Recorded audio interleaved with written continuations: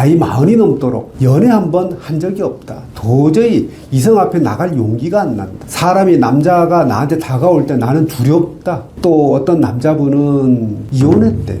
왜 이혼하셨어요? 그랬더니 배우자 앞에 다가갈 수가 없다는 거예요. 입냄새 때문에 사람들을 만나기가 힘들다. 또 대인 기피증이 생긴 것 같아요. 사회 불안이 생긴 것 같아요. 이런 분들이 저희 한의원에 참 많습니다.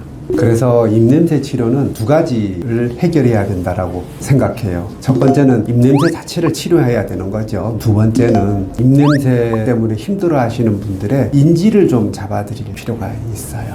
그래야 그 입냄새로부터 해방될 수가 있습니다. 입냄새 치료는 우리가 의학적으로 또 한의학적으로 검사 그리고 진단 그리고 치료 이렇게 이루어지잖아요. 근데 인지를 바로 잡아드리는 것은 그러한 방법 이외에 때로는 심리 상담도 필요하고 또 심한 경우에는 정신건강의학과에 의뢰를 보내드리기도 하죠. 여러분들이 이제 오시는데 어떤 분들은 심하지 않음에도 불구하고 입냄새가 본인이 아주 심하다. 그래서 너무 힘들다. 사람들 만나기가 두렵다. 그래서 바깥으로 나갈 수가 없다. 나이 40이 넘도록 연애 한 번 한 적이 없다. 도저히 이성 앞에 나갈 용기가 안 난다. 사람이 남자가 나한테 다가올 때 나는 두렵다. 이런 말씀을 하시는 분들이 계셨어요.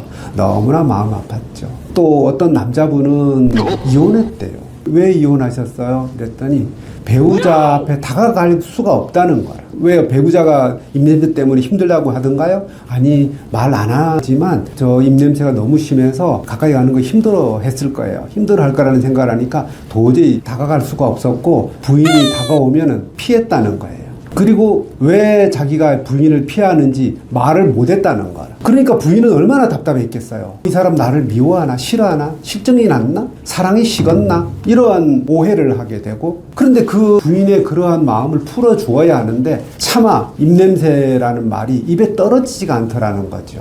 참 여러 사연들이 많아요. 입냄새로 인해서 일반인들이 인지하지 못할 정도로 얼마나 많은 사람들이 고통스러워하는지 제가 그 말씀을 듣고 참 마음이 너무 아팠어요. 그런 분들이 심지어는 신경정신과 정신건강의학과에 심리상담을 받으러 가셔서 의사선생님 또 심리상담사 앞에서 그 입냄새 때문에 마음이 힘들다는 말을 못 했다는 거예요. 그냥 옛날에 어렸을 때 부모님이 어땠고 친구 관계가 어땠고 이런 얘기들만 하다가 속 알맹이는 이야기를 못하고 겉만 쑥 훑다가 해결이 안 되죠. 그것도 선생님들이 이 사람이 왜 이렇게 마음이 힘들어 하는지를 제대로 파악이 안 되잖아요. 그래서 제가 우리 입냄새 환자분들에게 이런 말씀을 하죠. 입냄새가 심하고 안 심하고는 우리가 필요하면 의학적으로 또 한의학적으로 거기에 맞게 치료를 하는데 인지 부분은 절대적이지가 않아요. 상대적이어서 심함에도 불구하고 뭐 사람이 입에서 냄새 날 수 있지? 라고 대수롭지 않게 치부하는 사람이 있고, 또 입냄새가 별로 심하지 않음에도 불구하고 자기 입냄새가 너무 지독할 것이다. 상대방이 나를 아마 혐오할 것이다. 심하면 망상이라고 할 수가 있겠죠. 고통 속에서 인지가 심하신 분들이 계신다는 거죠.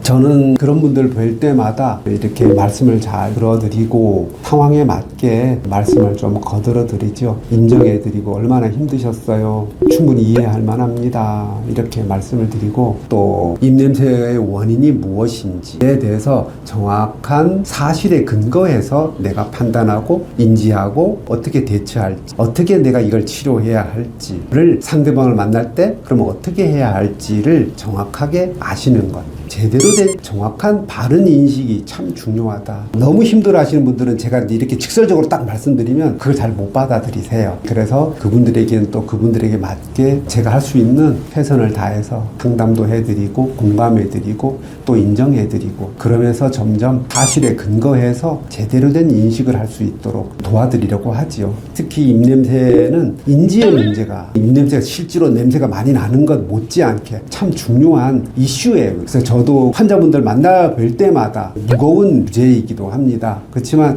우리가 또 해결해야 할 그러한 문제들이죠. 그래서 그건 딱 정해진 건 없는 것 같아요.